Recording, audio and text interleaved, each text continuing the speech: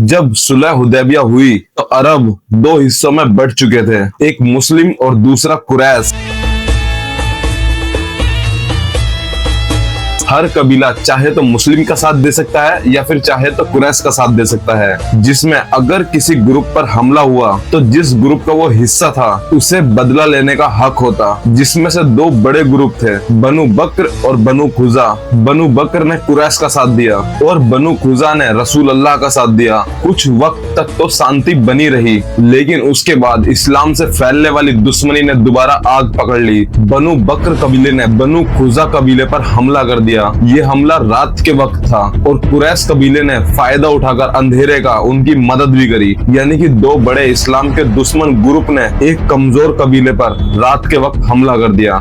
बनु खुजा कबीले ने अपनी जान बचाने के लिए हरम में पनाह ली, लेकिन वहाँ पर भी बनु बकर के लीडर ने आकर उन्हें मार दिया, जो कि वहाँ के लॉ के बिल्कुल खिलाफ था। उस जगह पर किसी को मारने की परमिशन नहीं थी। जब बनु खुजा कबीले ने पैगंबर मोहम्मद से इंसाफ की अपील की तो आप रसूल अल्लाह ने इस्लाम के दुश्मनों को ये तीन ऑप्शन दिए। पहला कि ब्लड मनी दो, यानी कि जिन लोगों को मारा है उनका हर्जाना दो, या दूसरा इस बनु बकर कबीले से अलायंस तोड़ो और फिर उसके बाद तो हम खुद ही निपट लेंगे इससे, और तीसरा या फिर इस सुलह हुदैबिया को ही खत्म करो। लेकिन कुरैश कबीले ने समझा कि उनसे बहुत बड़ी गलती हो गई है। उन्होंने अबू सुफियान को तुरंत रसूल अल्लाह के पास भेजा ताकि दोबारा सुलह की जा सके। अबू सुफियान सबसे पहले अपनी बेटी के घर गया, जो कि पैगंबर मोहम्मद की वाइफ थी, लेकिन उनकी बेटी ने भी अपने बाप को फरस पर बैठने नहीं दिया और रसूल अल्लाह का कारपेट भी वहाँ से उठा लिया। अबू सुफियान ने हैरान होकर कहा, क्या तुमने मुझे इस कारपेट के लायक भी नहीं समझा?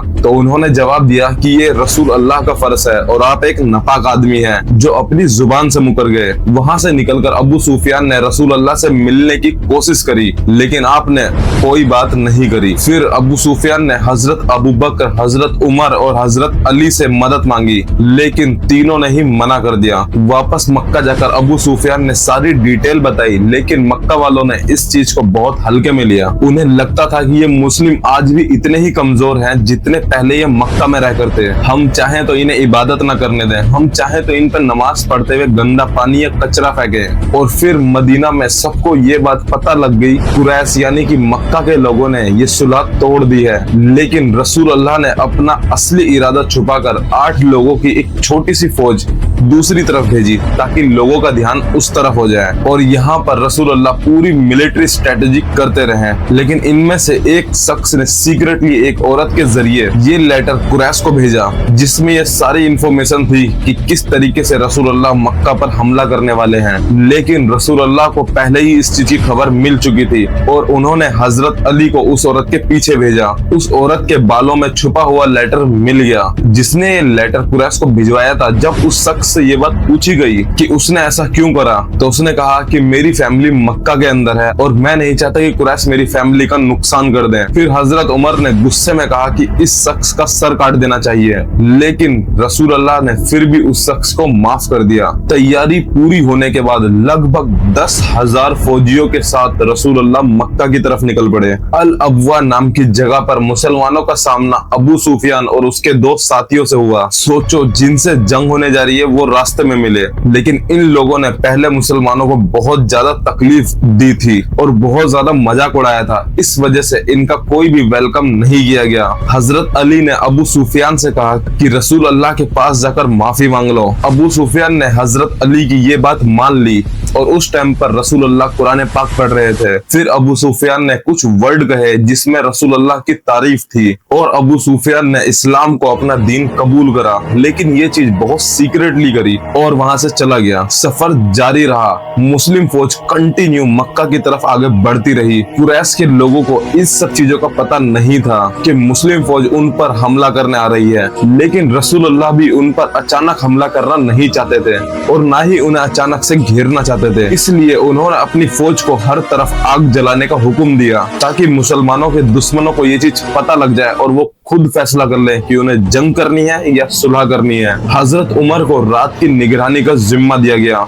जब मुसलमानों के दुश्मनों ने ये चीज देखी कि ये आग जल कहाँ रही है, तो वो बाहर इसका जायजा लेने के लिए आए और रास्ते में उनकी मुलाकात हजरत अब्बास से हुई, जो कि रसूल अल्लाह के चाचा थे। और उन्होंने अबू सुफियान को सारी जानकारी दी कि एक बहुत बड़ी फौज आ रही है मुस्लिमों की, इस्लाम कबूल कर लो वरना तुम्हारा सर काट दिया जाएगा। क्योंकि मक्का के सभी लोगों को ये चीज लगती थी कि हमने मुस्लिमों के साथ बहुत गलत करा है, आज तो उन सब चीजों का ये चुन चुन कर हिसाब लेंगे हमसे। मुश्किल हालात के चलते हुए अबू सुफियान हजरत अब्बास के साथ रसूल अल्लाह से मिलने के लिए गए। मुसलमानों की फौज ने उन्हें मारने की कोशिश करी, लेकिन हजरत अब्बास उन्हें जैसे तैसे कर रसूल अल्लाह के पास ले गए। रसूल अल्लाह ने फरमाया, तुम पर अफसोस है, अभी भी वक्त नहीं आया कि तुम अल्लाह एक है और मैं उसका रसूल हूँ, इस चीज पर यकीन लाओ। फिर अबू सुफियान ने सारी फौज के सामने, हर किसी एक एक बंदे के सामने इस्लाम को कबूल करा और माफी मांगी।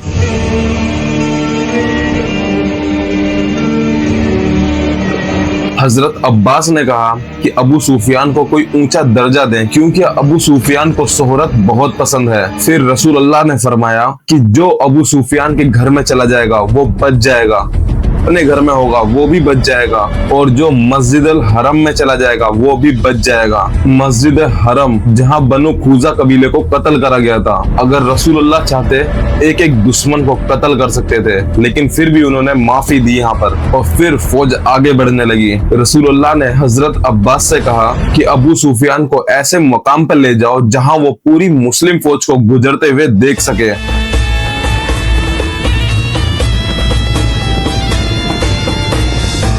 एक के बाद एक फौज के अलग अलग कबीले अपने झंडे लेकर गुजरते रहे, जब तक के मुजाहिरीन और अंसार, मुजाहिरीन वो लोग थे जो मक्का छोड़कर मदीना अपनी जान बचाकर गए थे, और अंसार वो लोग थे जिन्होंने मदीना में उनको पनाह दी थी और उनका साथ दिया था। जब तक के मुजाहिरीन और अंसार का लश्कर रसूल अल्लाह के साथ नहीं निकल गया, तब तक कंटिन्यू एक के बाद एक कबीले अपने परचम के साथ निकलते रहे। अबू सुफियान इतना हैरान हो गया और हैरान होकर बोला, अल्लाह की कसम, तुम्हारे भतीजे की हुकूमत अब इतनी ताकतवर हो चुकी है कि अब उसे रोका नहीं जा सकता। फिर हजरत अब्बास ने अबू सुफियान को कहा कि वो मक्का जाएं और कुरैशियों को आगाह करें, यानी कि अलर्ट करें, और कह दें कि अगर मुस्लिम फौज का मुकाबला किया तो सब मारे जाएंगे। अबू सुफियान ने मक्का में घुसकर जोर जोर से पुकारना स्टार्ट करा कि जो मेरे घर में आएगा वो बच जाएगा, जो अपने घर में रहेगा वो भी बच जाएगा, और जो मस्जिद हरम में रहेगा वो भी बच जाएगा। अबू सुफियान की बीवी बहुत ज्यादा नाराज हुई और उन्हें बुज़दिल तक कहने लगी, और मक्का के और भी लोगों ने उनको बुज़दिल कहा और उनका मजाक बनाया, क्योंकि उनको लगता था कि वो मुस्लिम फौज से जीत जाएंगे। लेकिन अबू सुफियान ने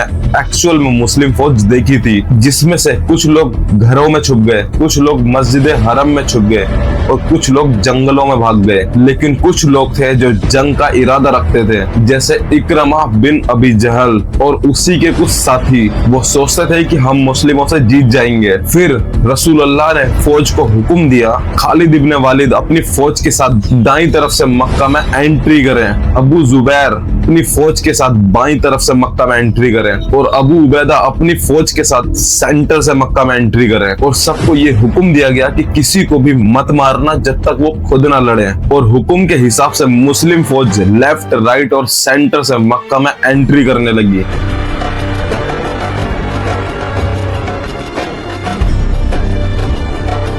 और जो लोग जंग का इरादा रखते थे, मुस्लिम फौज ने उन्हें मिनटों में ही खत्म कर दिया।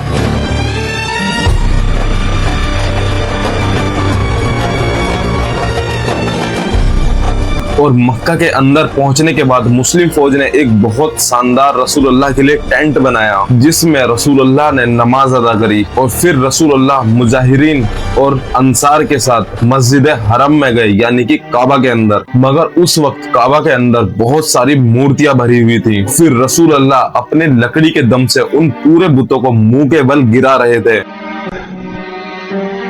और काबा के अंदर जाकर रसूल अल्लाह ने खुद सफाई करी। और फिर रसूल अल्लाह ने उन कुरैश के लोगों से, यानी कि मुस्लिमों के दुश्मनों से पूछा, तुम लोग क्या समझते हो कि तुम्हारे साथ आज क्या सलूक करूंगा मैं। वो लोग बहुत ज्यादा घबराए हुए थे, क्योंकि वो चारों तरफ से मुस्लिम फौज से घिरे हुए थे। उन लोगों ने कहा, आप एक बहुत अच्छे भाई हैं और एक बहुत अच्छे भाई के बेटे हैं, आप हमारे साथ कुछ अच्छा ही करेंगे और हम आपसे एक अच्छे सलूक की उम्मीद रखते हैं। तब रसूल अल्लाह ने फरमाया कि मैं तुमसे वही कहता हूँ जो हजरत यूसुफ अलैहिस्सलाम ने अपने भाइयों से कहा था, आज तुम पर कोई जुल्म नहीं किया जाएगा, जाओ तुम सब आजाद हो। पूरे मक्का के अंदर एक खुशी की लहर थी, चाहे वो कुरैश हो या मुस्लिम हो। उसके बाद रसूल अल्लाह ने काबा की चाबी उसी शख्स को दी जिसका खानदानी काम था ये, यानी कि रसूल अल्लाह ने उसके ऊपर भी भरोसा करा। इस तरह एक के बाद एक लोगों ने इस्लाम कबूल करा। एट द टाइम इक्रमा बिन अबी जहल ने, जो कि जंग का इरादा रखता था, जो जंग लड़ने के लिए गया था मुस्लिमों के खिलाफ, सोहिल बिन अमर कुरैशियों की तरफ से सुलह हुदैबिया के वक्त वकील था,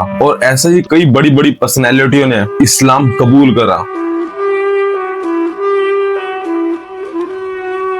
और इसके बाद हजरत बिलाल को ये हुक्म दिया गया कि वो काबा की छत पर चढ़कर अजान दें। मक्का के लोग ये चीज देखकर हैरान थे, क्योंकि उन्होंने कभी भी ये चीज सोची भी नहीं थी कि एक काला इंसान, एक हफ्शी और एक गुलाम काबा के ऊपर चढ़कर अजान देगा। इतना बड़ा मर्तबा दिया गया एक गुलाम को। मक्का के लोगों के दिल हिल गए ये देखकर,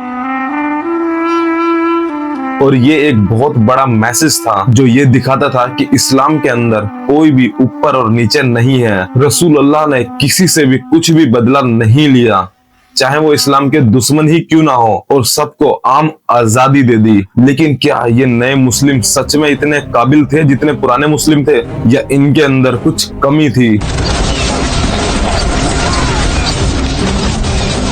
जंग अभी खत्म नहीं हुई थी, हम जंग हार रहे हैं सुल्तान। जंगे हुन्नैन में इस चीज का फैसला होगा। पीछे हटो, पीछे चलो। सब्सक्राइब कर लेना। और अगर आपने हमारी इससे पहले की स्टोरी नहीं पढ़ी है तो वो पहले पढ़ ले, ताकि आपको ये स्टोरी और इजीली आसानी से समझ में आ जाए। लिंक डिस्क्रिप्शन में है पूरी प्लेलिस्ट का, और आपकी स्क्रीन पे भी दिखाई दे रही होगी हमारी पूरी प्लेलिस्ट तैयार है।